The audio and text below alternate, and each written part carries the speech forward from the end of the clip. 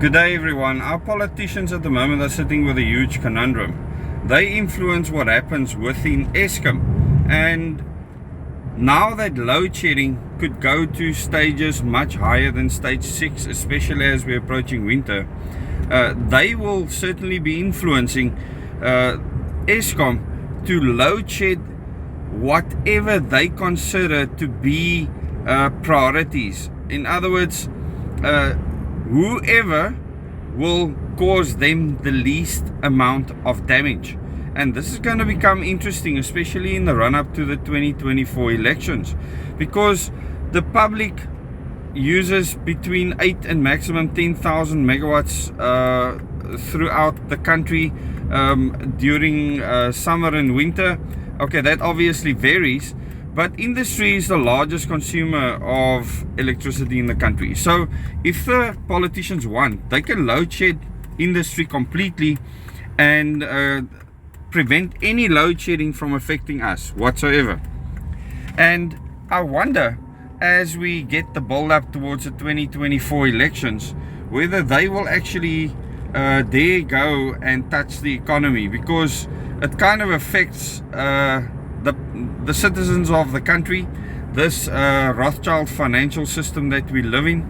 And if you look at the fiat currency system, how frail it is, how frail the rand is, and people internationally speaking of grey listing the country, etc., it's going to be a very difficult bed that the government has made for themselves, because by load shedding the public is getting fed up with them, and especially the ruling party, the African National Congress, when the rest of them are no better at knowing what solutions to put forward. I haven't seen anything that's going to alleviate the situation from anyone at this stage. So what are they going to do?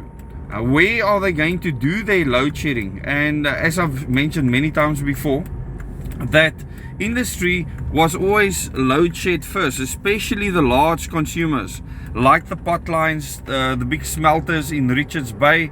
Those were always the first to be load shed, and they could purchase cheaper electricity because of that. Their contracts have apparently been renegotiated, and I don't know the details of those contracts, but they can't stay in business with high levels of load shedding. When those pots go solid, you can throw it away. So it's not something that they can live with. And at the end of the day, the government needs to decide how they're going to deal with industry. And considering that the 2024 national elections are just over a year away, they are going to try and not take load shedding beyond stage 6 in what the public knows. And the only way for them then to deal with higher levels of load shedding is to load shed industry, which they've been doing for 2 decades now, without the public knowing about, because you are not affected. So the media doesn't write about it, no one cares about it, it's like it doesn't exist. And this has brought us to where we are now. And so we are to blame, in a sense, for the situation we find ourselves in. It's been there for a long time.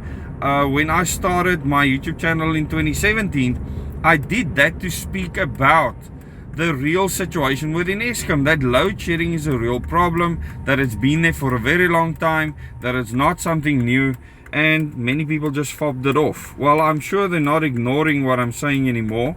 I am an actual energy generation expert. I've actually put generators onto the grid. I understand how the national grid works. I've spoken to national control many times in my lifetime, as well as regional control. So I understand how the grid functions. So I'm giving you accurate information. And there's not many other people that have actually worked in the industry that is publicly speaking out right now.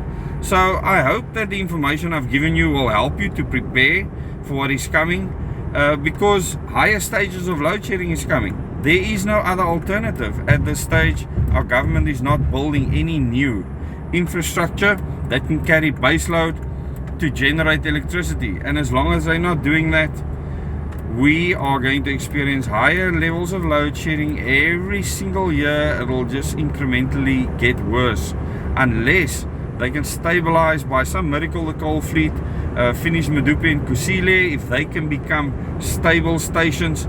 This has not been the case. So what I would suggest at this stage is that government starts speaking of building baseload generating capacity. And if they don't do that, we are in for a very, very long time of extensive load shedding up to stage 12. Beyond that, I mean, it becomes absolutely ridiculous. And once you get to that level of load shedding, and I can't say that they will admittedly implement that, yeah, we won't have an economy. Everything will collapse in the country. Beyond stage 6, things will collapse. So stage 8, even although